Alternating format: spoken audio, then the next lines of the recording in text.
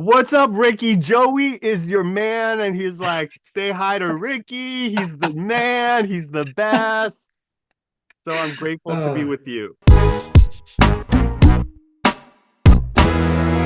so I guess my first question to you is this. Obviously, your background isn't this. So whenever you come from a different kind of competition or different reality TV in general, what kind of expectations did you have heading into this show? Ricky, I have 9 seasons of my own show under my belt. I roll into a competition show like whatever I get here is gravy, it's bonus. I have a scroll I can roll out. All my reality accomplishments, right? So coming into a show like this, it's just gratitude. I'm grateful. I had no expectations, and it floored me how much I enjoyed being at Goat Manor and how amazing the goat was. Yeah, there's a lot. Obviously, every reality show is going to have that drama element to it, but there's the games. The games seemed a lot of fun. Now, the one I'm going to bring up, we're going to talk about the untalented talent show that we had, which was fantastic. Now, this is where we saw a little interesting strategy really come into play because, Reza, we all know you should have won that competition. You should have Ricky, won. Ricky, what you don't know is we pulled things out of, arbitrary. We picked one. I'm Persian. I didn't watch my parents doing limbo. I don't know anything about limbo. It's not part of my wheelhouse. And they didn't give me any props other than the two sticks and the bar. So I'm looking at all these other contestants with all these props. I had to go and rummage through the leftover props. They didn't ask me to look like a beastly drag queen. That was all me. They didn't ask me to do those freaky dances. That was all me. I didn't think I would have any chance unless I brought some spice to it. But what I learned about competition shows is that people like Davon are there to change their financial trajectory. She's been on 150 competition shows and never won. So she's executing and using every tool in her toolbox from throwing competitions to doing whatever she needs to do to stack her deck. That's not what I was doing. I was there to have fun, make friends, and get as far as I could.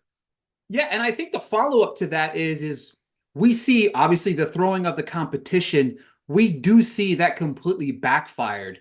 What was it like? We only in the episode that I saw there was only a little bit of like the behind the scenes. What was like the atmosphere in the house once everybody realizes a competition was thrown? So Davon, back channel wise, was doing the most anyway. So it wasn't a surprise. When Kristen was having her outburst because of those random votes that no one knew who it was, I was thinking to myself, I've seen enough Big Brother to know it's either Wendell or Davon.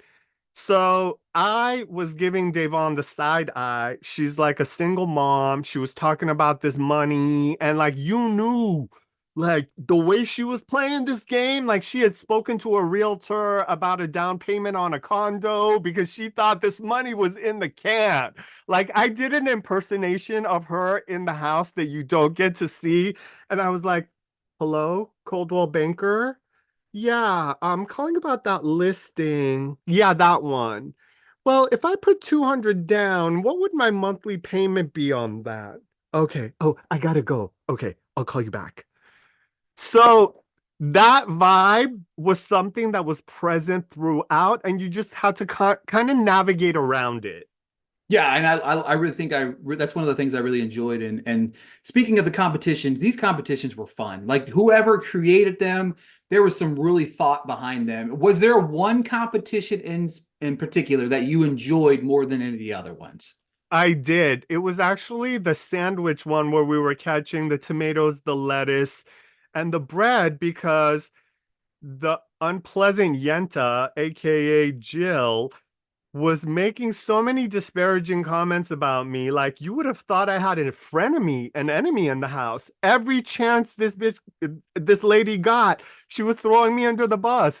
So it was great that I caught most of the things that came my way and that we won that challenge because, with friends like her in the house, no one needed an enemy. For sure. And obviously, this is a mixed bag of reality TV and just personalities in general. Was there Yeah. somebody that kind of maybe surprised you that you maybe befriended within the show? I have to say that Justin, like, I had no idea that I was gonna leave Goat Manor with a new homie, like that I care about, that I want to stay in touch with the way I care about and want to stay in touch with Justin. Like he's become a true, real friend, and I loved every moment of interacting with him and getting to know him, kikiing with him in the bed at night when the cameras were down. It was like adult sleepaway camp in a big mansion, and I was there to sop up all the crumbs and juices from it because those were the best moments. Not when Davon was, you know, winning a challenge or flexing her muscles, but it was those off times that you didn't get to see that were really the best. All right, my final question. This is a fun one. Ari, obviously, your time in reality TV. So, which of your fellow previous castmates would you like to see possibly partake in if there's a season two of The GOAT?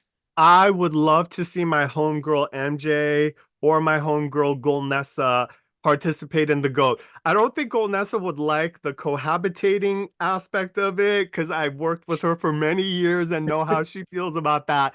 But I feel like MJ could kill the game and take the money home. Reza, thank you so much for your time today. I loved watching you on the show. I just had a blast with it. So, thank you for your Th- time today. Thank you, Ricky. Appreciate you.